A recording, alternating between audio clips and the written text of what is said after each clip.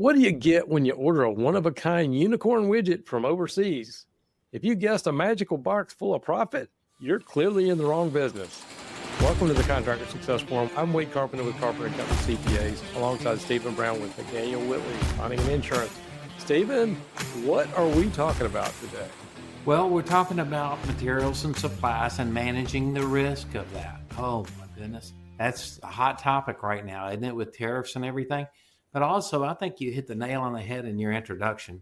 As construction gets more technical and more difficult, the market is so much smaller now. There's people around the world with tremendous products.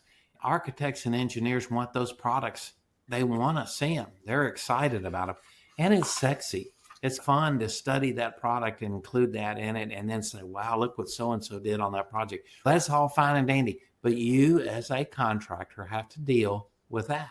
You deal with it by either not doing the job or bidding the job and trying to work it all out later.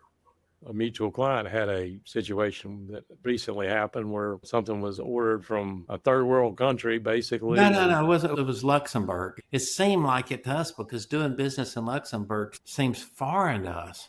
But it was some kind of really specific thing that they really couldn't get anywhere else. When there's trouble getting stuff here, like you said, not just tariffs, things happen, things get broken. And shipping, things get broken on the way. And so if your job is depending on that and it takes several weeks or months to get that materials, and you can't replace that really quickly. That's right. And let's talk a little bit about materials and supplies. Okay, so we know tariffs, prices may change. Here's a little bit of facts, and this is the Liberty Mutual Perspectives newsletter that they send out to surety agents. Federal Reserve is going to keep interest rates at 4.33%.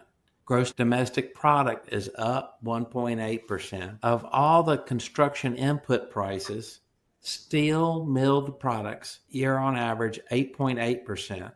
Concrete products up 2.5%. And then lumber and wood up 1.8%. Interestingly enough, asphalt, fuel-related products, and diesel fuel are all considerably down. Diesel fuel's down 8.8%. So there's some interesting information. Also, non-residential construction work right now, 7%. And they're anticipated 3% of next year. So these interest rates have a whole lot to do about your business. We've talked before about the public work that's out there to be done. And so anyway, whatever project you're looking at doing, you're reading a set of specs, and maybe we could just walk through that a little bit. What are some tactics you can do when you're buying supplies or materials for a job? One thing is, if you're a smaller contractor, you got to depend a lot on your vendors and that vendor relationship. That's huge. If you're a bigger contractor, you might be trying to hoard product and control the prices so you can make more profit on your work. But anyway, those vendor relationships are everything. As a trade contractor, we see more and more payment bond claims come in. First of all, every vendor is going to want a copy of your bond. If you don't pay them on time, they're going to threaten to file a claim on your bond. Also, that's the magical way now of pressuring people on bonded projects. I'm going to file a claim on your bond. But that doesn't mean they can do it. What are the terms and conditions you agreed to? And have you defaulted on that? So that's one thing. Also, we talked about certain products that are spec'd out and vital to you finishing the job. So remember how many things can happen where the job's on schedule that can just absolutely throw the brakes on it.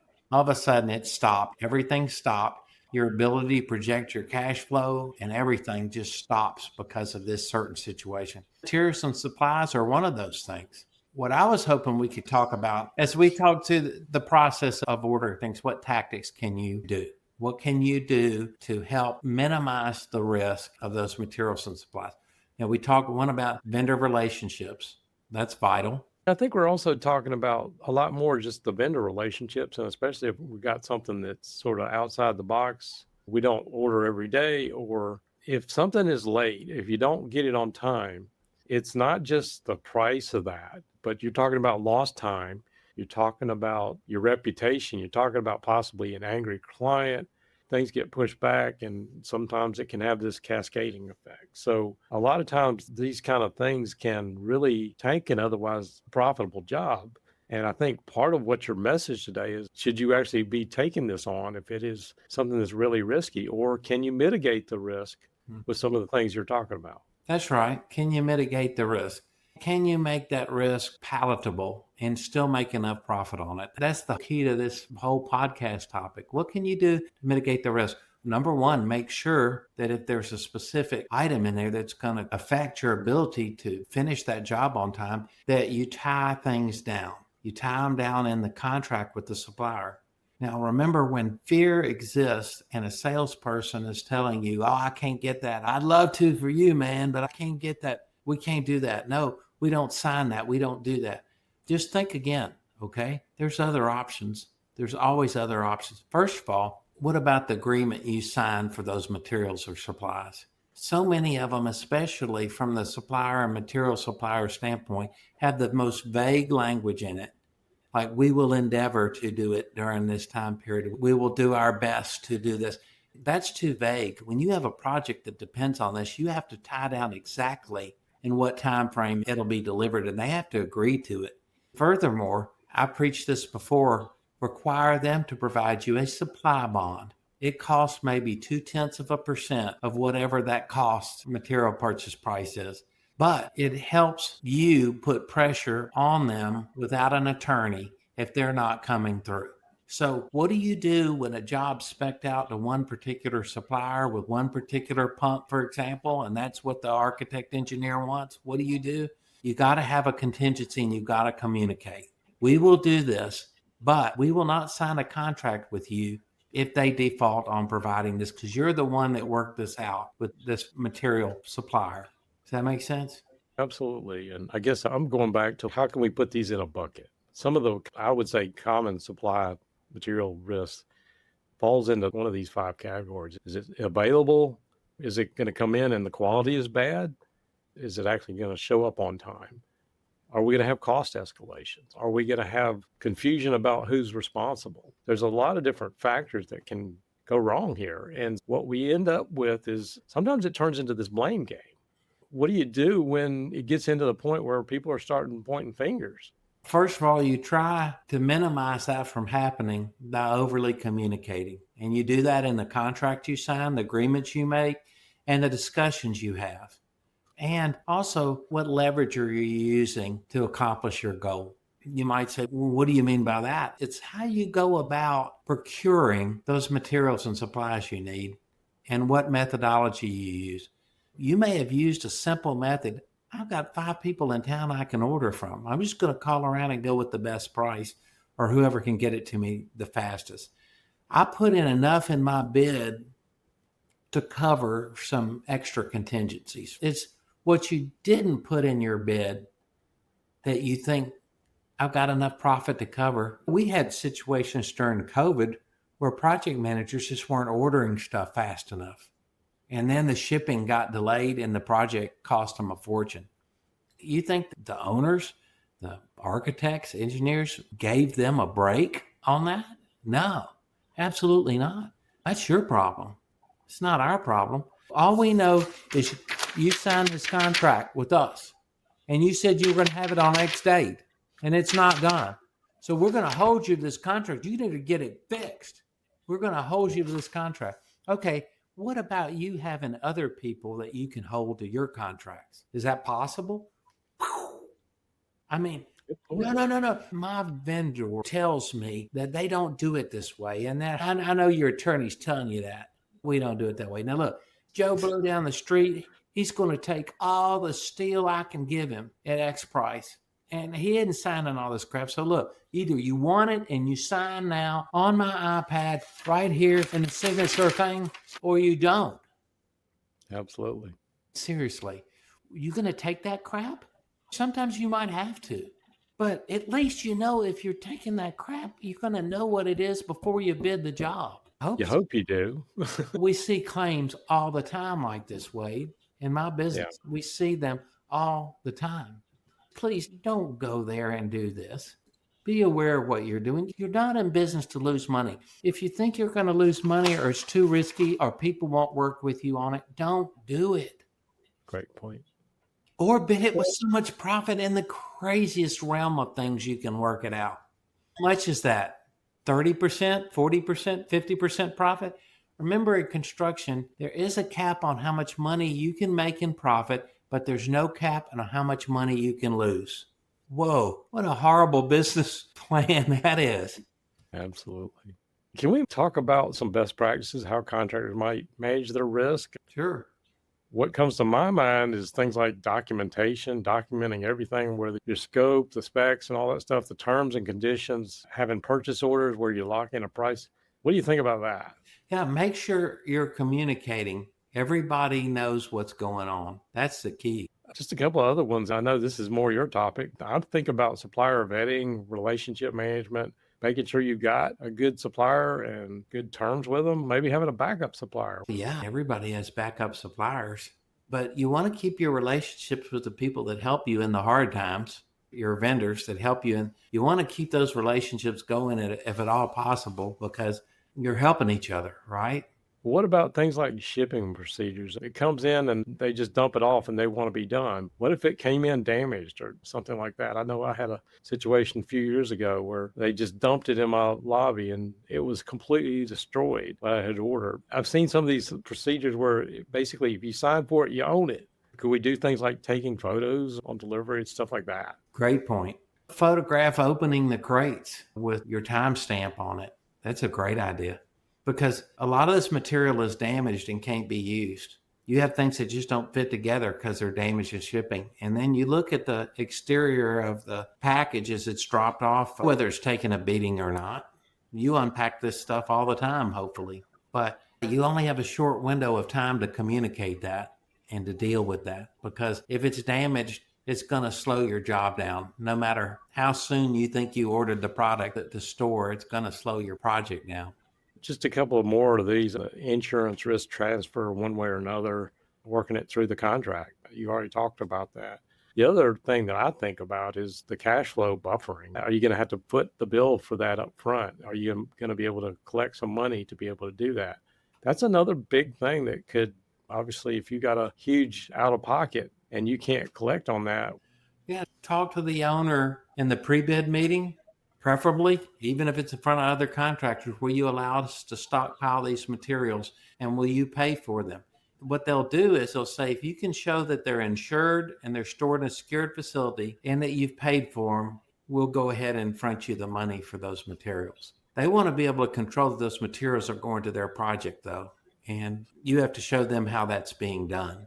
A lot of times, the material supplier or vendor themselves will take that product and segregate it and store it for you. Or you could send it to an independent location for that particular job. But either way, the owner's going to manage that. It used to be they didn't like doing that at all, but they'd rather get good bids and manage that part of it. You can say, okay, you just give them a copy of your performance and payment bond. The payment bond guarantees you'll pay for everything. And they just don't do that either. They don't want to get into that. I had some other thoughts, but what else did you want to cover on this one? Again, the contracts that you sign with the material and labor supplier. If it's vague, make it more specific. Just make it more specific. Get your attorney to help you make the contract specific. When you agree to buy something, you can present them with your order form, and they'll say, no, this is our order form. And say, okay, I'll send it to our attorney to look over. It should just take a few days. But this is all we want. We just want to tie this down. You said you could do it. When we talked on the phone, you said you could do it. Oh, this has to go through our legal department. Really? Yeah, well, it'll go through mine too. We don't have time for this. You said you would have this material for me easily within 60 days. All I'm asking you to do is put 140 days. That's more than twice what you said. You're tying them down to a key element of your project, time-wise. Time's money, liquidated damages, certain delays in project. Just go ahead and take whatever liquidated damages you agreed to. And that delay in the materials of 21 days at $5,000 a day, what does that do to your profit? Some of the things I was wanting to kick around, a couple of the red flags or warnings, you've already said, obviously, a last minute order might be a problem. If If you got these custom orders or some kind of obscure thing, you got more risk. If you're having to get it overseas, you also have things like language barriers, customs you have to deal with, dealing with shipping things in containers. But other things I think about, okay, well, if you got a lowball supplier, everybody else has come in a lot higher. Is that lowball supplier going to give you the same quality of things that you're going to end up having to pay for again? Usually they're spec'd out. And as long as that lower end supplier, those jobs spec out to what's required on the project, people will do it unless that product, everybody knows whether it's good or not. It depends on what trade you do, I think. Yeah. What were your other thoughts? Were there other areas that we didn't go into on this one, or? No, that's just it. Be proactive, think ahead, manage ahead, and then these problems won't happen after the fact. I guess the reason I've been so emotional about it today is because it's just happening so much, and it can be managed. You insure those materials and supplies. Everybody agrees to do that, from flood, earthquake, tornado, et cetera, builder's risk policy, installation floater policies for the construction site. You also sign agreements that you agree to do something with the owner, and then the supplier will not sign the same agreement that helps protect you. That's not equitable in any way, shape, or form. You say, I'm just not big enough to be able to control that sort of thing. Okay, you control what you can control, and then you price things considering the risk that you might have. You either do the job or don't do the job, right? Yeah. However you look at it, it can be managed. I just wanted to bring it into everyone's radar that this system can be managed.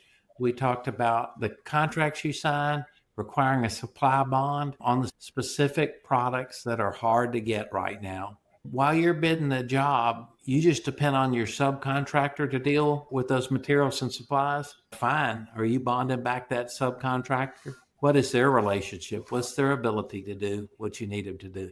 Because if they can't do what you need them to do, you say, I've managed that risk. Not really. You still got to finish the job. You still got to deal with the repercussions of it.